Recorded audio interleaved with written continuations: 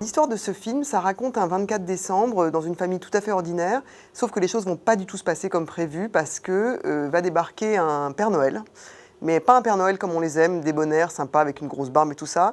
Il a le costume, mais il a bien autre chose dans la tête et en fait on va se rendre compte que cet homme a observé ces gens, qu'il est là pas par hasard du tout, il a observé cette famille, observé aussi les gens qui sont invités ce soir, tous les convives, et qu'il a derrière la tête un plan assez machiavélique.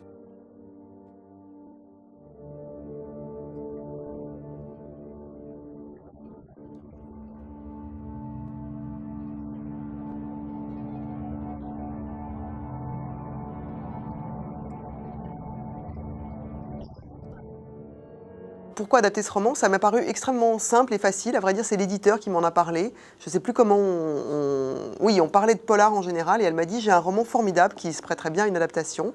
Et elle m'a raconté en 2 mots, voilà, un groupe de gens le 24 décembre, un huis clos et un réveillon qui tourne mal. Et c'était a priori très alléchant. Je l'ai lu et tout de suite, je me suis dit que c'était effectivement un film. Et donc, ce travail a été mené par Julie Jézéquel, l'adaptatrice, qui écrit beaucoup de scénarios depuis longtemps et que ça a intéressé aussi toute cette complexité humaine, en fait. C'était ça qui était une situation extrêmement porteuse, ce huis clos, et des personnages magnifiques. Donc, même si on les a un petit peu changés, l'idée était la même de ces secrets, de ces liens dans ce groupe.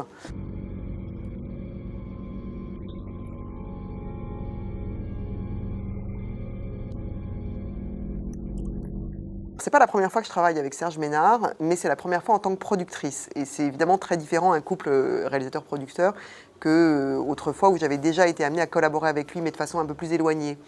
Et en fait, ça s'est passé extrêmement simplement.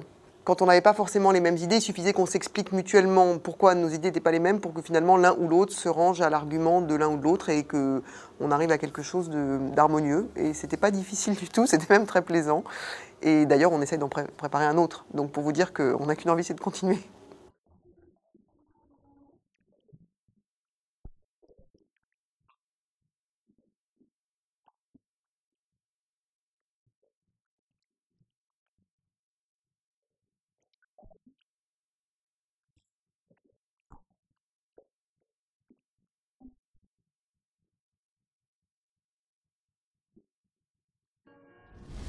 Un huis clos, ça peut être facilement étouffant, ennuyeux. Et donc, toute l'idée, c'était de faire monter le suspense, des rebondissements, alors qu'on reste dans le même endroit, que c'est confiné, et que c'est un suspense qui est par moments physique, mais qui est beaucoup psychologique. Donc savoir mettre de la tension et du rythme alors qu'on ne bouge pas d'endroit, ça, c'est un vrai challenge de mise en scène.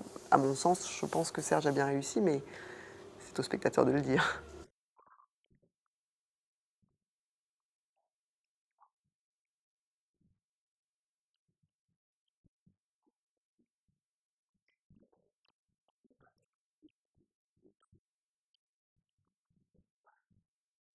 Alors, les raisons pour lesquelles regarder ce film, il y a un super casting, d'autre part parce qu'il fait peur et que c'est toujours agréable de faire peur, et aussi parce que ça change du Noël habituel et que pour tous ceux d'entre nous qui voyons parfois arriver les fêtes de Noël avec un certain sentiment de soit déjà vu, soit quelque chose d'un peu lourd, là c'est très différent et finalement on n'a qu'une envie, c'est de retourner à un petit réveillon plan-plan en famille, très agréable.